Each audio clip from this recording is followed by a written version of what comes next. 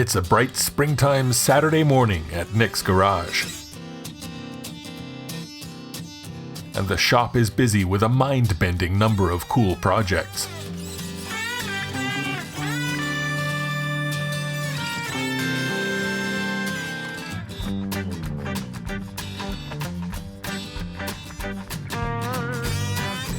Inside the engine room, Oliver is taking apart a set of pistons for one of the many, many rebuilds that have been coming in from all over the place.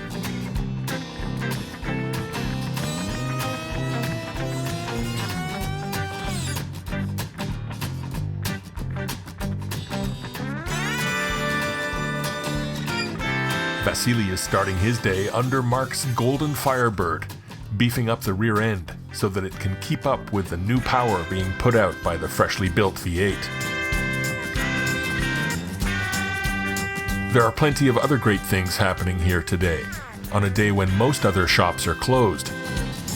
But if you want to get as much done in a week as Nick does, then you can't be locking the door on a Saturday. And Nick has got an engine on the dyno today as well.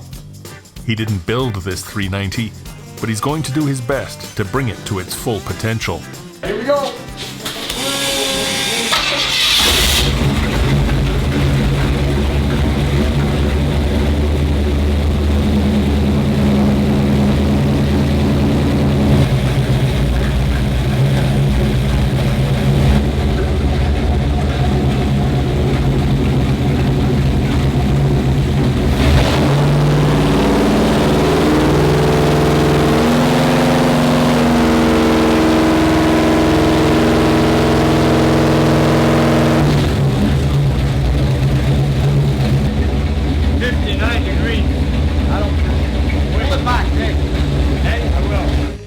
When he's got his own builds on the dyno, Nick knows what to expect. But when someone else's work is in the test cell, the dyno becomes much more of a diagnostic and investigative tool. I have a client of mine who just brought in a 390 engine that he had built by someone else 3 years ago. And he brought it in for me to put on the dynamometer to see what kind of horsepower it's making, because he's complaining that he has no power in the car.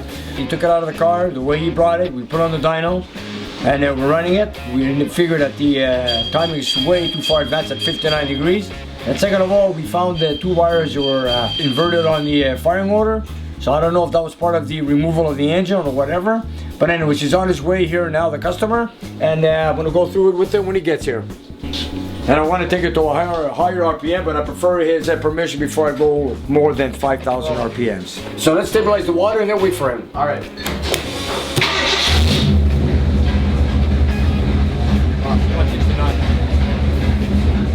The big 390 made about 340 horsepower when Nick did some initial tests last night. But he wants to do a pull for his client to see, and then they'll discuss their options.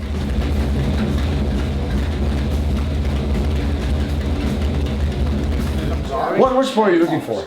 Okay. I was hoping at least around 400. Okay, come and see what you got. At least. See, I only took it 5,000 RPM. When I go further than that, I want the customer to be here to give me permission to go above, because I didn't build this engine. And if you give me permission, I'll go a little bit higher.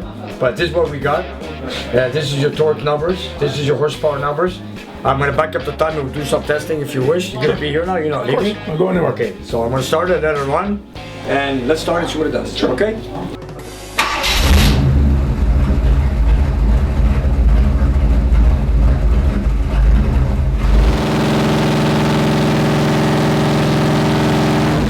Nick shows Steve how far the timing had been advanced on his engine, and then pulls it back to a more reasonable angle.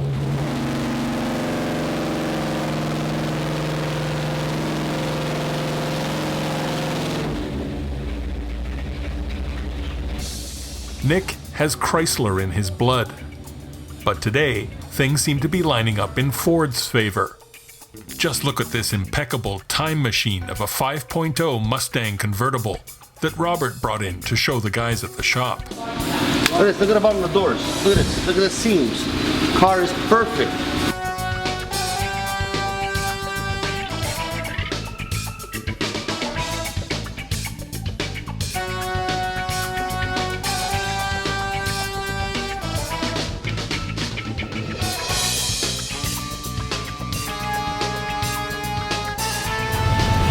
And this thing's got every single conceivable option that Ford made. This car has power chairs, big stereo, AC top, power windows, power locks, loaded car. The only issue with the car is automatic.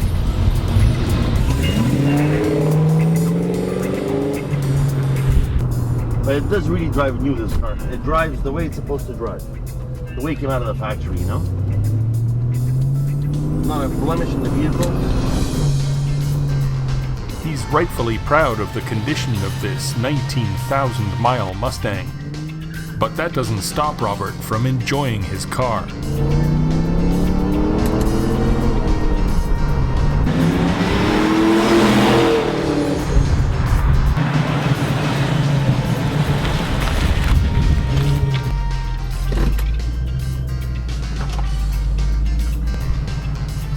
And there you go. If you want to buy it, I'm just kidding. While Robert was showing us the 5.0, Nick was getting ready to do a pull on the 390 in the dyno room.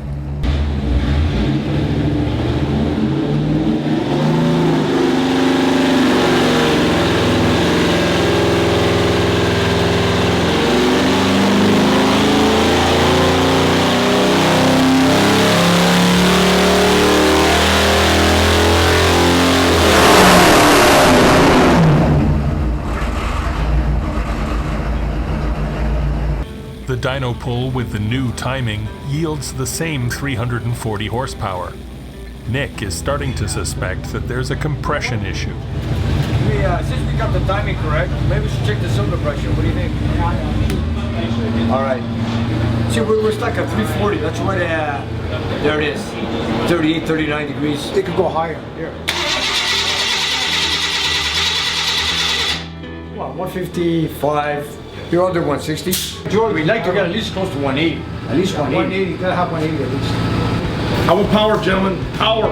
Okay, that's what. I want this car to go sideways. What's all about here, buddy? I want to go sideways up the street. It's a nice car. I don't want to keep it. What kind of car is it? Yeah, it's an 67 Mustang. It's an Elmer. Okay. Here we go. Same thing, 155. So Steve, it's up to you now. What do you wish to do?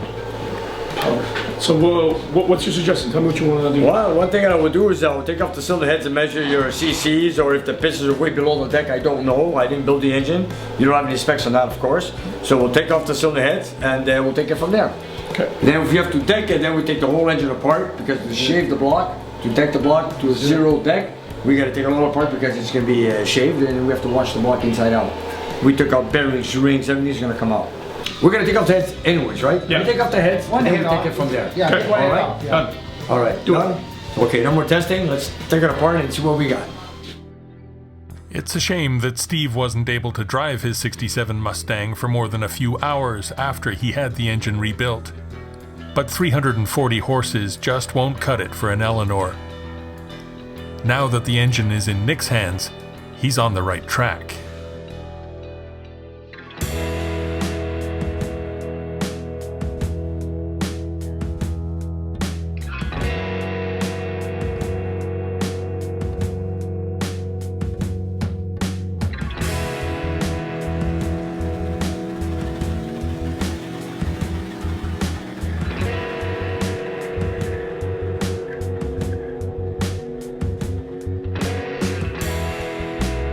Towards the end of a very busy Saturday, Joe, another of Nick's clients, showed up with this on his trailer.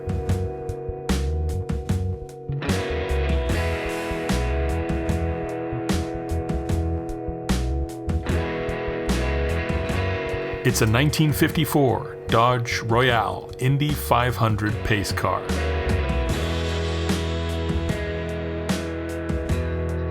And under that old yellow paint is the first generation HEMI.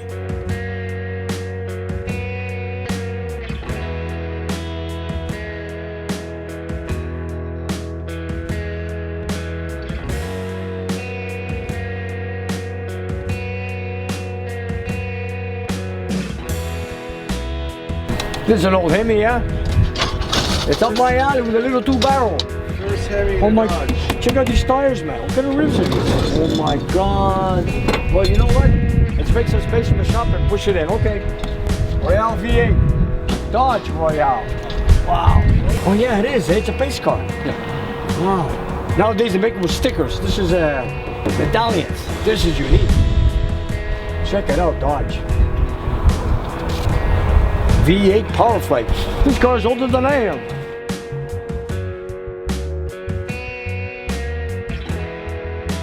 To help Nick make some room for the 54, Joe is trading one Dodge convertible for another.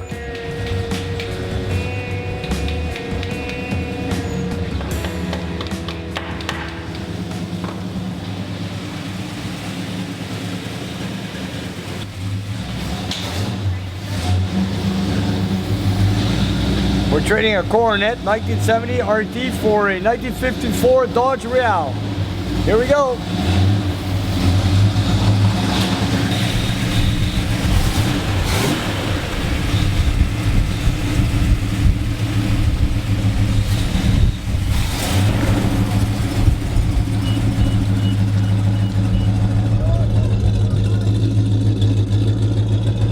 Look to the right. Go straight, but here we go.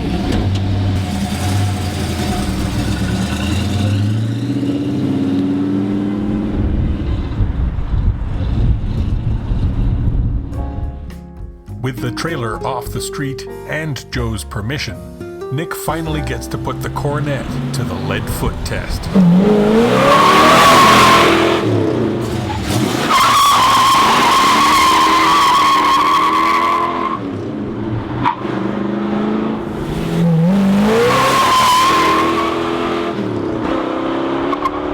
Now that's what's called a joyride.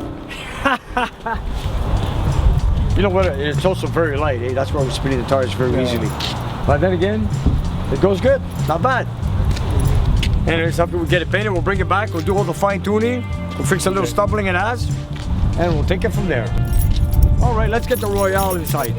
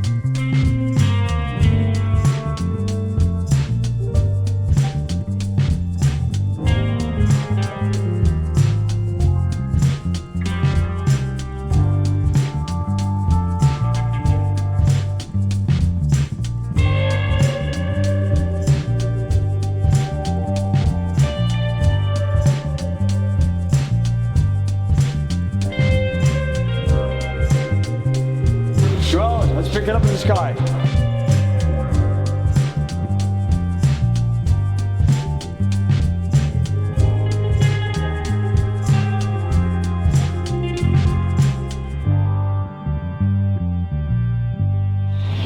Well, seen this Coronet for a few times, but right now it's time to say goodbye to it because it's on its way to the body shop to get painted. In the meantime, I gotta drive it up on the ramp. Wow, that's gonna be a tight fit. Look at that. Okay, here we go. Yeah, we're gonna miss her, but it's gonna come back to check out the fuel gauge and the temperature gauge that doesn't work. But you know what? He's gonna assemble the whole car, and if there's any kinks to be fixed, we're gonna do it all in one shot when it gets back.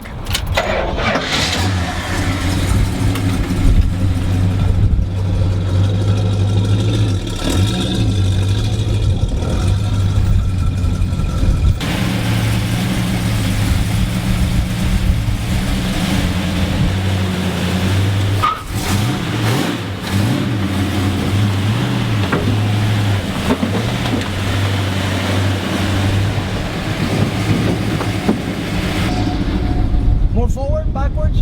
Beautiful. There we go. I'll put it in reverse, put the handbrake on. There we go. And it's off to the body shop.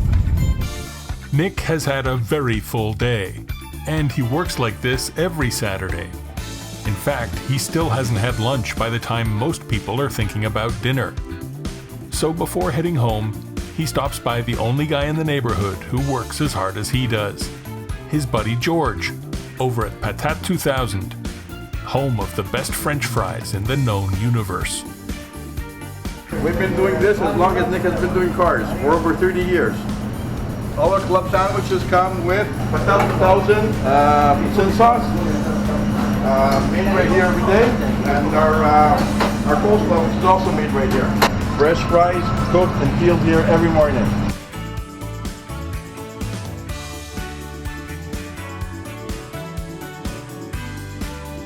George has fed Nick and his crew more times than can be counted, and his delicious, fresh food and high-quality entertainment are sure to keep them coming back.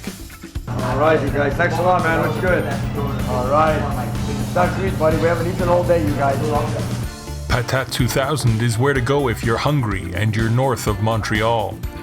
And to get your muscle car running as hot as George's poutine sauce, you have to go to Nick's garage.